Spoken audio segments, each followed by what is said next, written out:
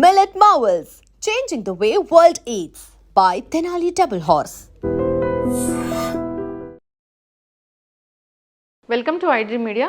So ఈ మధ్యకాలంలో ఏంటంటే ఎక్కువగా యంగేజ్లో హార్ట్ అటాక్ అనేది చూస్తూ ఉన్నాము.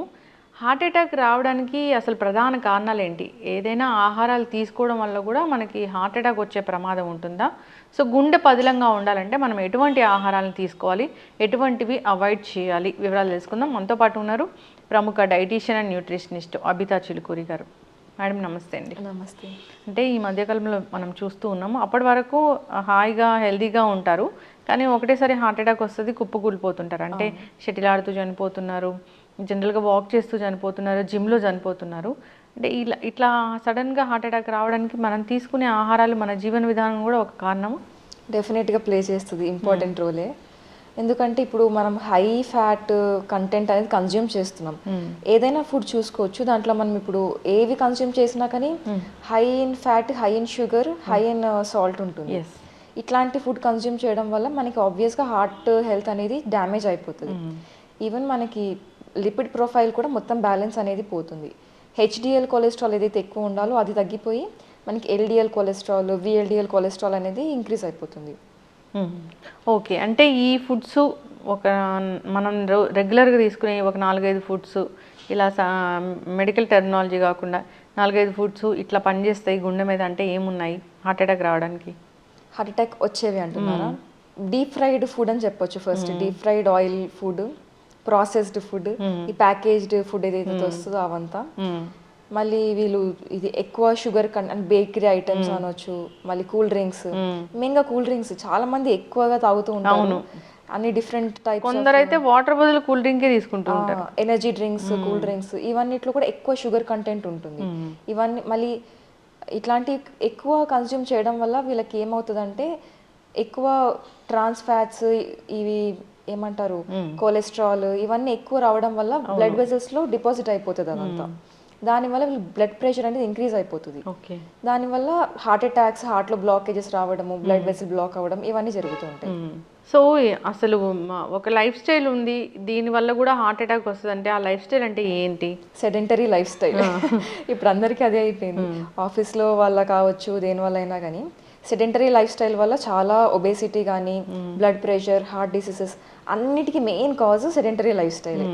కొంచెం ఫిజికల్గా యాక్టివిటీ అనేది చాలా ఇంపార్టెంట్. ఎందుకంటే మన గట్ హెల్త్ బాగుండాలన్నా, ఏదైనా కానీ బాడీ ఫంక్షన్స్, మెటబాలిజం మెయింటైన్ అవ్వాలంటే physical activity compulsory. Morning evening 30 minutes అట్లా చూసుకున్నా కానీ కొంచెం టైం తీసుకుంటే కొంచెం హెల్త్ అనేది ఒక స్ట్రీమ్ లైన్లో ఉంటుంది. లేదంటే డెఫినెట్గా ఇది హెల్త్ ఇష్యూస్ అన్నీ 1 by 1 అన్నీ వచ్చేస్తూ ఉంటాయి. మెటబాలిక్ డిసార్డర్స్ కూడా, డయాబెటీస్ ఇట్లాంటివి. అంటే నెయ్యి మంచిదేనా జనరల్గా? యూజువల్గా అయితే నెయ్యి మంచిదే, కానీ వీళ్ళకి ఆల్రెడీ లిపిడ్ ప్రొఫైల్ కొంచెం బాగాలేదు, విఎల్డిఎల్ ఎల్డిఎల్ ఎక్కువ ఉంది లెవెల్స్ అన్నప్పుడు వాళ్ళు అవాయిడ్ చేస్తే బెటర్. ఎందుకంటే నెయ్యిలో కూడా మనకి poly unsaturated fatty acids, saturated fatty acids రెండు కలిపి ఉంటాయి కాబట్టి బెటర్ టు అవాయిడ్ ఫ్యాట్స్ అని చెప్తాము. ఇప్పుడు యంగ్స్టర్స్లో హార్ట్ అటాక్ వస్తుంటే అంటే ఈ వైట్ రైస్, మైదా, షుగరు ఇవి కూడా ఒక కారణాలే అవుతాయా? అంటే ఇప్పుడు అన్ని తినచ్చు, ఏది పెద్దగా ఒకటే అని చెప్పలేము. ఆల్ టుగెదర్ మనకి హెల్ప్ చేస్తుంది ప్రివెంట్ చేయాలి అంటే. ఇప్పుడు మీరు వైట్ రైస్ డైలీ బేసిస్ పైన ఎక్కువ క్వాంటిటీస్లో కన్జ్యూమ్ చేస్తే డెఫినెట్గా అది మళ్ళీ ప్రాబ్లం అవుతుంది. అంటే మనకి యూజువల్గా ఏదైనా కానీ క్యాలరీస్ ఎక్సెస్లో తీసుకున్నప్పుడు, అది కార్బోహైడ్రేట్స్ కావచ్చు, ప్రోటీన్ కావచ్చు, ఏదైనా కూడా ఎక్సెస్లో తీసుకున్నప్పుడు డిపాజిట్ అయిపోతుంది ఫ్యాట్గా. అదే మనకి మళ్ళీ ఇది హార్ట్ అటాక్స్ కానీ ఇవన్నీ కాజ్ చేస్తుంది.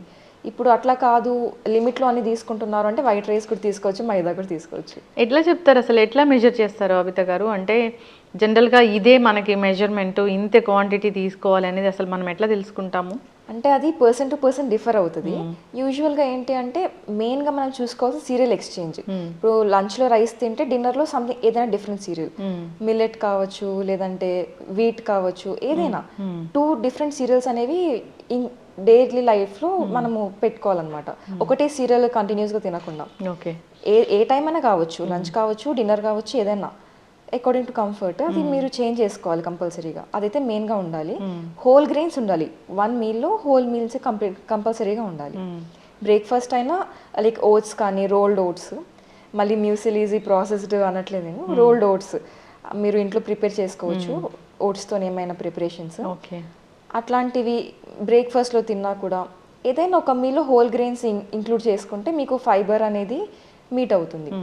ఈవెన్ వెజిటేబుల్ సలాడ్ కూడా డైలీ 1 కప్ కంపల్సరీగా తినాలి. ఏదైనా 2 ఫ్రూట్స్ తినాలి డేలో. ఇవైతే మెయిన్ బేసిక్ ఫాలో అవ్వాలి అందరూ. మిగతావి కండిషన్ బట్టి డిఫర్ అవుతూ ఉంటుంది. ఓకే, చక్కగా చెప్పారు. ఇప్పుడు అసలు హార్ట్ పదిలంగా ఉండాలి, హార్ట్ అటాక్ రాకూడదు అంటే ఎలాంటి ఆహారాలు తీసుకోవాలి అసలు? హార్ట్ అటాక్ రాకుండా హార్ట్ హెల్త్ బాగుండాలి అంటే మళ్ళీ మనకి mono unsaturated fatty acids, poly unsaturated fatty acids బాగా హెల్ప్ చేస్తాయి. omega-3, omega-6 ఇవన్నీ బాగా హెల్ప్ చేస్తాయి. ఇట్లాంటివి ఎక్కువ ఉన్న ఫుడ్ తీసుకున్నప్పుడు మనకి ఈ హార్ట్ హెల్త్ అనేది బాగుంటుంది. Like flax seeds, pumpkin seeds, chia seeds, ఈ సీడ్స్ అన్నిట్లో కూడా మనకి ఈ omega-3, omega-6 అనేవి మంచి క్వాంటిటీస్లో ఉంటుంది. ఈవెన్ నాన్ వెజిటేరియన్స్ అయి ఉంటే ఫిష్ ఆయిల్స్ అలాంటివి తీసుకున్నా కూడా మనకి బాగా హెల్ప్ చేస్తుంది హార్ట్ హెల్త్కి. నాన్ వెజ్లో మటన్ తీసుకోకూడదా?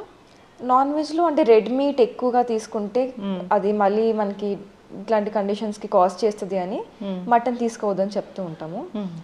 రెడ్ మీట్ ఏదైనా కానీ అవాయిడ్ చేస్తే బెటర్. లీన్ మీట్స్ ప్రిఫర్ చేయాలి ఎప్పుడైనా. ఫిష్ అండ్ చికెన్ ఇవే హెల్దీ ఉంటాయి. ఈవెన్ ఎగ్ కూడా డైలీ 1 ఎగ్ కంపల్సరీగా ఎవరైనా తీసుకోవచ్చు, ఏం హెల్త్ ఇష్యూస్ లేవు అంటే. యంగ్స్టర్స్ అయితే 2 eggs కూడా తినొచ్చు డేలో. ఎగ్స్ అంటే మొత్తం ఎగ్ తినొచ్చు, హోల్ ఎగ్ తినొచ్చు. ఒకవేళ మనకి డయాబెటీస్ ఉంది, లిపిడ్ ప్రొఫైల్ ఏమైనా ఉంది అంటే అప్పుడు ఎగ్ యోక్ ఆల్టర్నేటివ్ డేస్ తినొచ్చు. ఓకే. అయితే చాలామంది అంటే ఈ రక్తనాళాలు బ్లాక్ అవ్వకుండా ఉండాలంటే కనుక సో రకరకాల డ్రింక్స్ అనేవి చేసుకుని తీసుకుంటూ ఉంటారు. నిజంగా అవి పనిచేస్తాయా? అంటే ఇప్పుడు ఒక్క డ్రింక్ తీసుకోవడం వల్ల లేకపోతే ఏదైనా అది కన్జ్యూమ్ చేయడం వల్ల మొత్తం క్లీన్ అయిపోతుంది అనేది ఏమి ఉండదు. అదే మనకి డిపాజిషన్ అనేది ఓవరాల్గా మనకి ఫ్యాట్ ఓవరాల్గా డైట్ పైన డిపెండ్ అయి ఉంటుంది. అదొక్కటి తీసుకోవడం వల్ల మ్యాజిక్ ఇంగ్రీడియంట్స్ అట్లా ఏమి ఉండవు. యూజువల్గా చెప్పొచ్చు మ్యాజిక్ ఇంగ్రీడియంట్ నిజంగా కావాలి అనుకుంటే ఫైబర్ ఉంటుంది.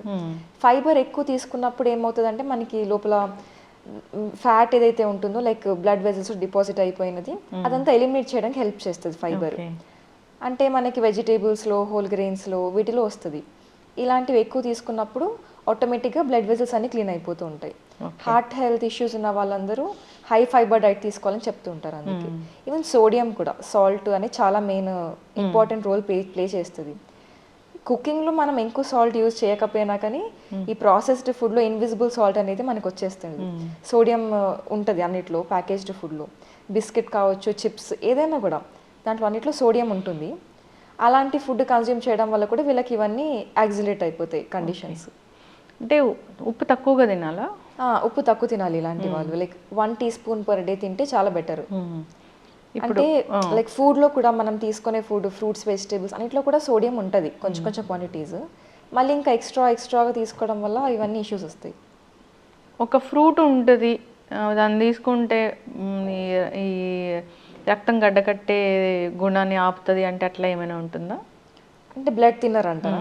యూజువల్గా అయితే అందరికీ బ్లడ్ థిన్నర్స్ అవసరం లేదు. ఒకవేళ ఏమైనా కండిషన్ ఉంది అని డాక్టర్ సజెస్ట్ చేస్తారు. కాదు అంటే పొటాషియం తీసుకున్నప్పుడు మనకి సోడియం ఎలిమినేట్ అయిపోతుంది బాడీలో నుంచి. అలా అని చెప్పి బ్లడ్ థిన్నర్స్ అనేది నెసెసిటీ ఏమి ఉండదు. బ్లడ్ థిన్నర్ అంటే ట్యాబ్లెట్ ఫామ్లో కాకుండా జనరల్గా ఏదైనా ఒక ఫ్రూట్ ఉంది, ఒక ఫుడ్ ఉంది, అది బ్లడ్ థిన్నర్లా పనిచేస్తుంది అంటే అట్లా ఏమైనా ఉంటుందా? అంటే ఆటోమేటిక్గా మనము ఫ్రూట్స్ అన్నిట్లో మనకి బయో యాక్టివ్ కాంపౌండ్స్ ఉంటాయి కాబట్టి హెల్ప్ అవుతాయి. స్పెసిఫిక్గా అన్నట్టుగా పెద్దగా ఏమి ఉండదు. ఓకే, ఫ్రూట్స్ తీసుకుంటే మంచిది. అంటే మనకి వెజిటేబుల్స్, ఫ్రూట్స్ విత్ పీల్ అనమాట. పీల్తో పాటు తీసుకుంటే మంచిది. వెజిటేబుల్స్ ఇంకా హెల్తీ, ఫైబర్ ఎక్కువ ఉంటుంది కాబట్టి. సో వాకింగ్ కూడా చేయాలిగా అసలు దీనికి, అంటే జనరల్గా మన బాడీ అంతా బాగుండాలి, సో రక్త సరఫరా బాగుండాలి అంటే వాకింగ్ అనేది చాలా చాలా ఇంపార్టెంట్. అవును, వాకింగ్ బ్లడ్ మనకి ఏమంటారు సర్క్యులేషన్కి చాలా హెల్ప్ చేస్తుంది. ఫిజికల్ యాక్టివిటీ, కొంచెం కార్డియో ఎక్సర్సైజ్ కానీ ఏదైనా కానీ ఫిజికల్ యాక్టివిటీ చాలా ఇంపార్టెంట్. ఏది చేయలేము అనుకున్న వాళ్ళు వాకింగ్ చేస్తే ఇంకా బెటర్. చాలామంది ఉపవాసం ఉంటే కూడా బాగుంటుంది, అసలు మన శరీరం అంతా ఒకలాంటి క్లెన్జింగ్ అవుతుంది అని చెప్తా ఉంటారు. అవును, అదైతే కరెక్ట్. అంటే ఉపవాసం ఉన్నప్పుడు రెగ్యులర్ బేసిస్ పైన కాకుండా జస్ట్ అకేషనల్గా ఉపవాసం ఉన్నప్పుడు ఏమవుతుంది అంటే మనకి ఫాస్టింగ్ వల్ల ఏమవుతుందంటే క్యాన్సర్ సెల్స్ అని చనిపోతాయి అనమాట. గ్లూకోజ్ వాటికి అందదు కాబట్టి అవి చచ్చిపోతాయి. యూజువల్గా ఫాస్టింగ్ వల్ల మనకి చాలా బెనిఫిట్స్ అనేవి ఉంటాయి. క్లీన్ అవ్వడం, డీటాక్స్ అవ్వడం ఇవన్నీ హెల్ప్ అవుతుంది. Occasional fasting is very healthy. Cleanse అవ్వడం అయితే ఓకే, డీటాక్స్, క్లెన్స్, ఈ క్యాన్సర్ సెల్స్ చనిపోవడం ఇవన్నీ ఉంటాయి, జరుగుతుంది. ఓకే, చాలా హెల్తీ. ఉపవాసానికి కూడా డాక్టర్ డైటీషియన్ ఒకసారి సంప్రదించే ఉపవాసం చేయాలి. అవును, హెల్త్ ఇష్యూస్ ఉన్న వాళ్ళు డెఫినెట్గా ఇవన్నీ చేయకూడదు. ఇప్పుడు డయాబెటీస్ ఉంది, వాళ్ళకి బీపీ ఉంది, ఇలాంటప్పుడు ఒకసారి అవసరం లేదు. వాళ్ళు ఒకవేళ చెయ్యాలి అనుకుంటే అప్పుడు ఒకసారి కన్సల్ట్ అయ్యి చూస్తే బెటర్. ఎస్. అంటే డైటీషియన్ని డాక్టర్ చెప్తేనే కలవాలా, లేదంటే నార్మల్గా కూడా వచ్చి వాళ్ళ సలహాలు తీసుకోవచ్చా?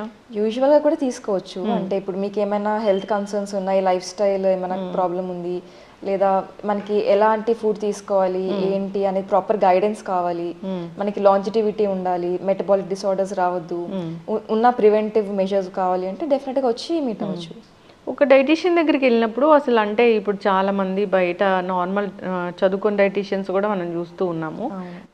డాక్టర్ దగ్గరికి వెళ్ళినప్పుడు వాళ్ళకి రిజిస్టర్ నెంబర్ ఉంటుంది, అట్లా తెలుసుకోవాలని అవగాహన వచ్చింది. డైటీషియన్ దగ్గరికి వెళ్ళినప్పుడు అసలు ఎట్లా చెక్ చేయాలి, అంటే వాళ్ళు మంచి డైటీషియనా కాదా అంటే ఏముంటుంది, చదువుకున్న రిజిస్ట్రేషన్ నెంబర్ అవన్నీ ఉంటాయా ఎట్లా? యూజువల్గా వాళ్ళ ఏం డిగ్రీ ఉంది, వాళ్ళకి ఏం క్వాలిఫికేషన్ ఉంది, ఇవన్నీ డెఫినెట్గా చూసుకోవాల్సిందే. ఓకే, వాళ్ళకి న్యూట్రిషన్లో మాస్టర్స్ ఉందా, లేకపోతే ఏమి ఉంది, లైక్ ఏదైనా ఏం డిగ్రీ ఉంది, క్వాలిఫికేషన్ చాలా ఇంపార్టెంట్. క్వాలిఫికేషన్ చూసుకొని ప్రొసీడ్ అవ్వాలి. ఓకే, చక్కటి ఇన్ఫర్మేషన్ అండి, అందరు ఫాలో అవ్వాలని కోరుకున్నాం. ధన్యవాదాలు. Thank you. And for more videos, Please subscribe to iDream. Please subscribe to iDream. Please subscribe iDream. And please subscribe to iDream. For more videos, subscribe to iDream. please like, share and subscribe to the channel. Congratulations, iDream. Subscribe to iDream. Subscribe to iDream. So subscribe to iDream Media.